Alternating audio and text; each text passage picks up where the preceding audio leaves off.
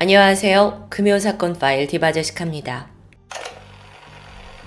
2016년 5월 1일 낮 3시 50분 안산시 단원구 대부도에 위치한 한 방조제 근처 배수로에서 마대자루에 담긴 시신이 발견됩니다.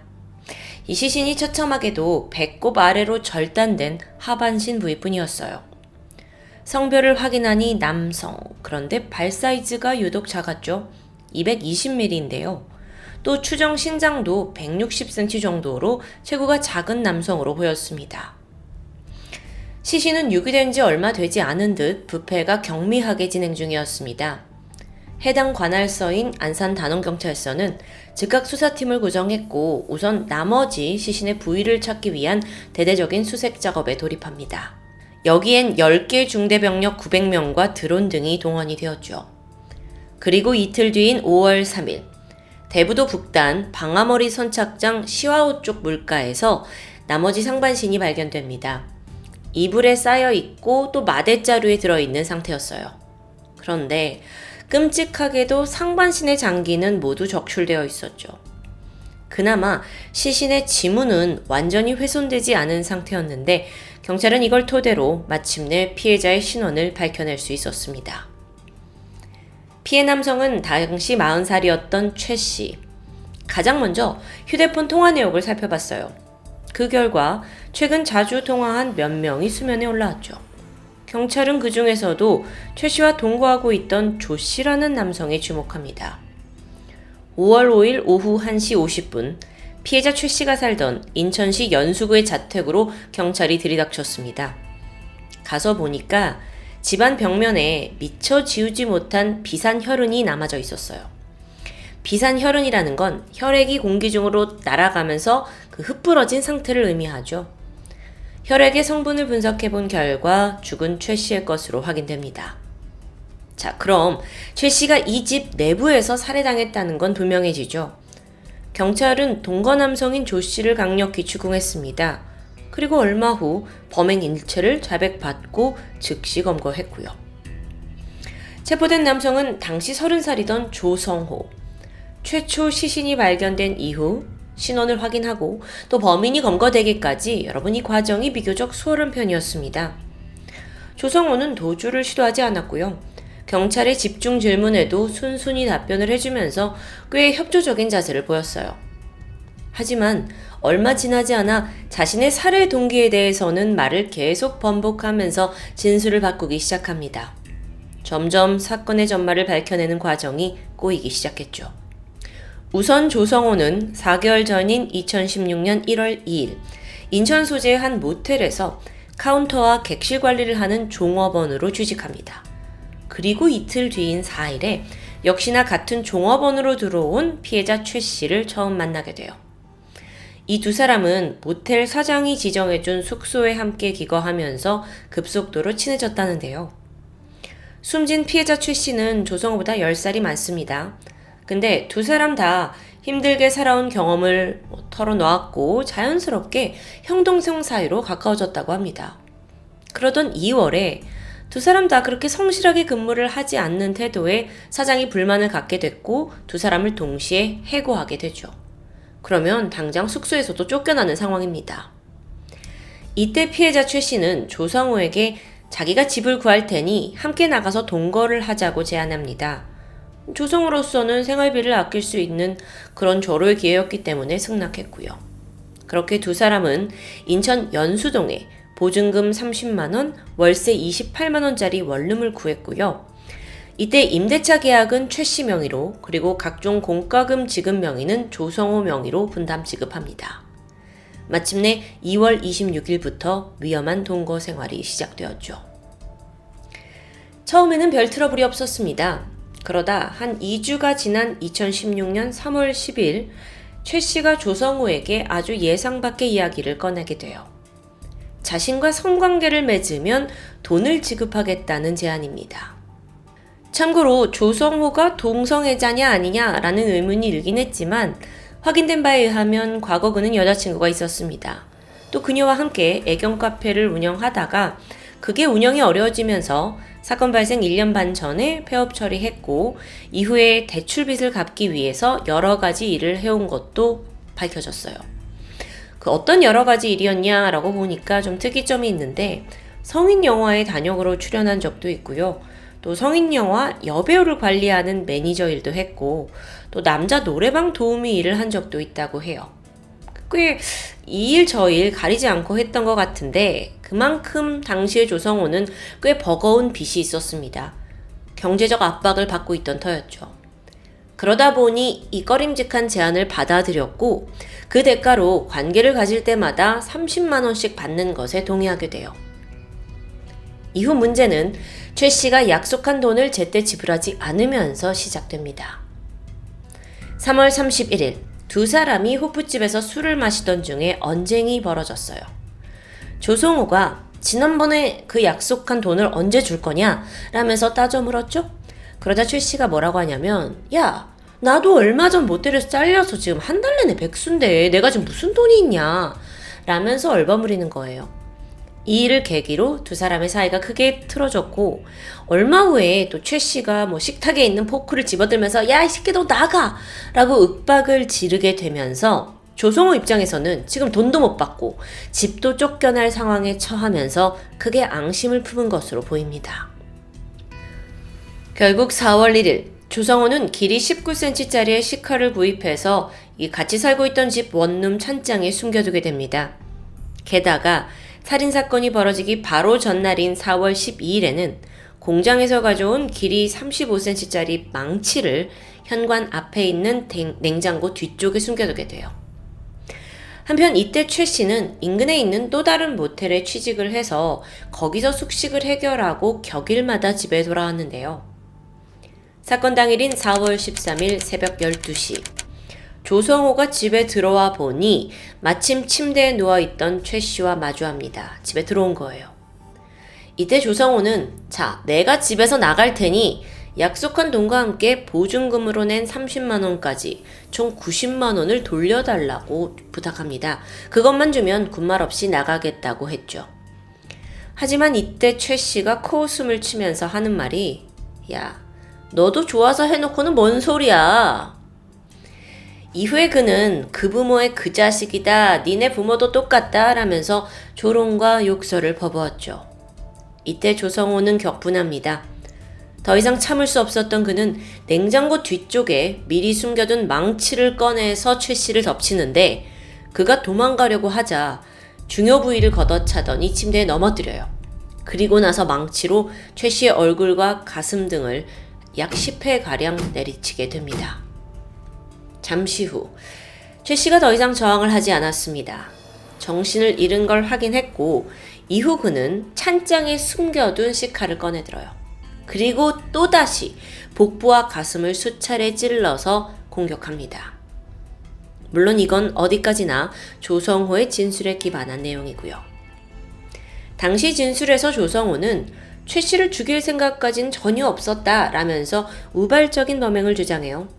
그런데 최 씨가 끝까지 돈을 주지 않고 오히려 부모님 욕까지 내뱉길래 죽이고 말았다는 설명입니다. 아니 근데 분명 숨기를 미리 숨겨두는 이런 치밀한 모습을 보였잖아요. 우발적인 살인과는 좀 앞뒤가 맞지 않아 보였죠. 게다가 조성호는 시신을 훼손하기까지 했습니다. 처음에 시신이 어떻게 발견됐는지 기억하시죠? 시칼로 최 씨의 장기 모두 적출했고요. 상하반신 토막내기도 했고요. 이후 큰 장기들은 종량제 봉투 5개에 나눠 담아서 분리수거장에 버렸는데 그 외에 작은 조각들은 변기와 하수구에 흘려보내서 증거를 인멸했습니다.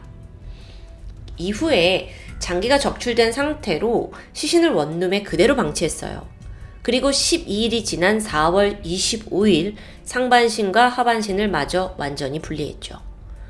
이 시신을 처리해야겠다는 의도가 분명합니다. 4월 26일 밤 11시 35분 조성호는 미리 빌려둔 렌트카 트렁크에 시신을 담아서 마대자루 2개 옮겨 싣게 됩니다. 그리고 새벽 1시 47분 대부도에 도착해서 차례로 하반신이 든 마대자루와 상반신이 든 마대자루를 유기했고 이후 유유히 집으로 돌아왔죠.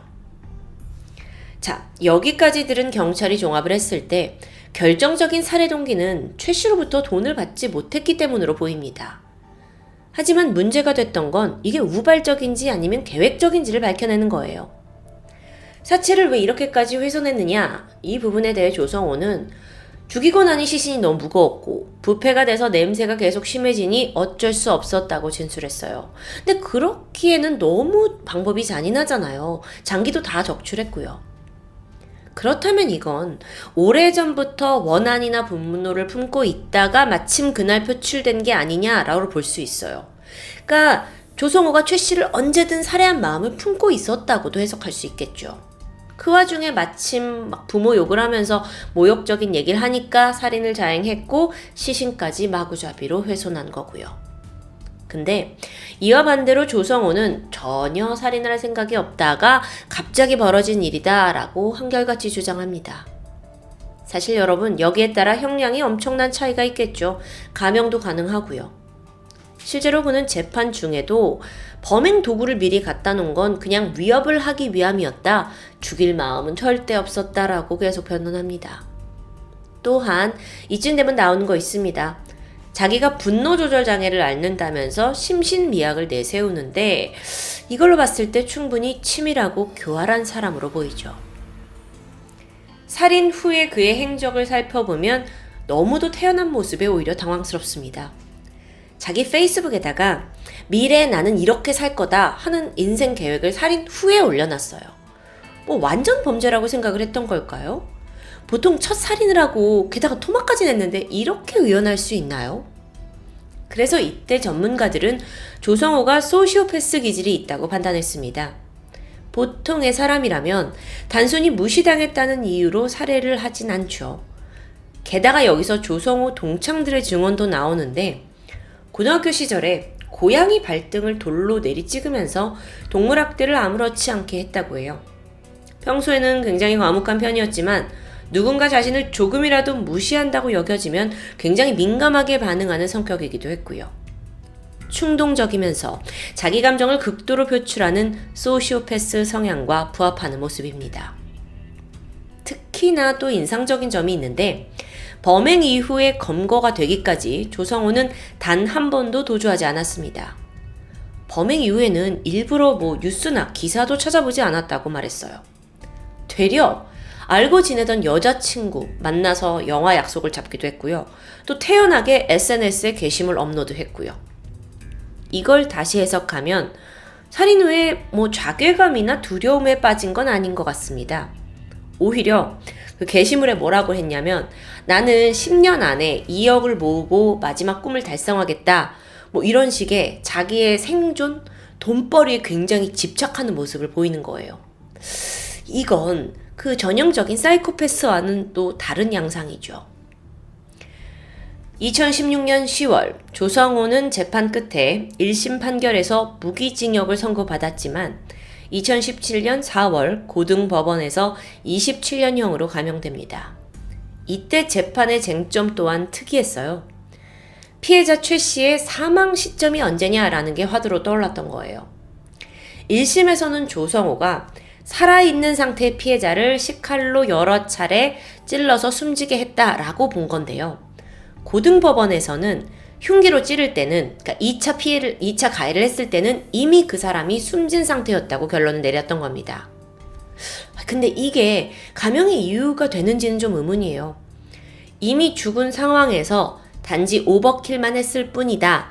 이걸 더 무거운 죄로 보지는 않는다는 거잖아요. 그래서 감형을 해준 거고요. 또한 조성호가 그때 돈을 받지 못하고 쫓겨날 처지가 돼서 피해자의 분노가 굉장히 크게 달했다라는 거는 어느 정도 참작이 된 것 같아요. 이후 조성호는 2심의 판결을 받아들였고 현재 국내에 있는 감옥에 수감되어 있습니다. 가석방이 없는 이상 2043년 5월 57세가 될 무렵 출소할 예정이고요. 이렇게 사건은 마무리됐지만 논란은 끝이 아닙니다. 그의 신상이 밝혀진 직후에 벌어진 2차 가해 때문인데요. 그는 사실 체포 직전까지도 블로그와 페이스북에 그 SNS 활동을 활발히 했어요. 그래서 유독 타 범죄자들에 비해 개인정보가 많이 알려져 있고요. 사건의 전말 때문인지 그가 동성애자가 아닐까 하는 의혹도 많이 있었는데 그가 최 씨를 만나기 전에 여자친구와 있었다는 점도 드러납니다. 그런데 안타까운 건 그 과정에서 전 여자친구와 가족들의 신상이 털리는 엉뚱한 피해자가 발생했다는 점이었죠.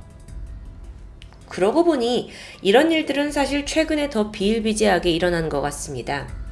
보통 어떤 범죄자의 신상이 공개되면 사람들은 인스타 계정이나 혹은 페이스북 계정을 추적하기 시작해요. 거기에 더해 가족, 친구, 지인까지 팔로워 목록이 공개되면서 쉽게 주변인에 대해 파악할 수 있게 되죠.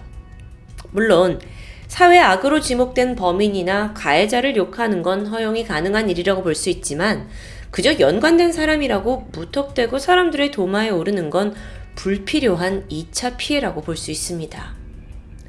우리나라 헌법 제13조 3항에는 이런 조항이 있습니다. 모든 국민은 자기의 행위가 아닌 친족의 행위로 인해 불이익한 처우를 받지 아니한다. 범죄를 저지른 건 조성호 개인이지 절대로 그의 지인이나 가족들이 아니라는 점은 확실히 해야겠습니다. 오늘 사건, 소시오패스 성향을 가진 완벽 범죄를 꿈꾼 범인 조성호의 사건 전말이었는데 어쩌면 요즘 우리가 자주 접하고 있는 그 사이코패스의 모습보다 더 당당하고 또 치밀한 모습에 과연 우리가 이들의 진술을 100% 믿을 수 있는가 하는 찝찝함이 남기도 합니다. 또 한편으로는 흉악 범죄자의 신상 공개로 인해 또 다른 피해자가 발생할 수 있다는 걸 여실히 보여주고 있기도 하고요. 최근 한 여론조사에 따르면 국민 10명 중에 9명은 흉악 범죄자의 신상 공개에 찬성하는 편이라고 합니다. 이때 보통 공개 기준은 범행 수단이 잔인하고 또 중대한 피해가 발생했고 혹은 범죄 예방 차원에서 공공의 이익을 위해 필요한 경우겠죠. 근데 진짜 문제는요. 아직까지 이런 기준이 명확하지 않다는 부분입니다. 그래서 조금 사회에서 개선되어야 하는 점이 남아있게 돼요. 동시에 대중들 역시 범죄자의 신상은 인지하되 그와 관련 없는 주변인에 대한 무차별한 공격 그리고 비난은 자제하는 성숙한 자세가 필요해 보입니다. 대부도 토막살인 사건 조성호 사건 전말 지금까지 금요사건 파일 디바제시카였습니다.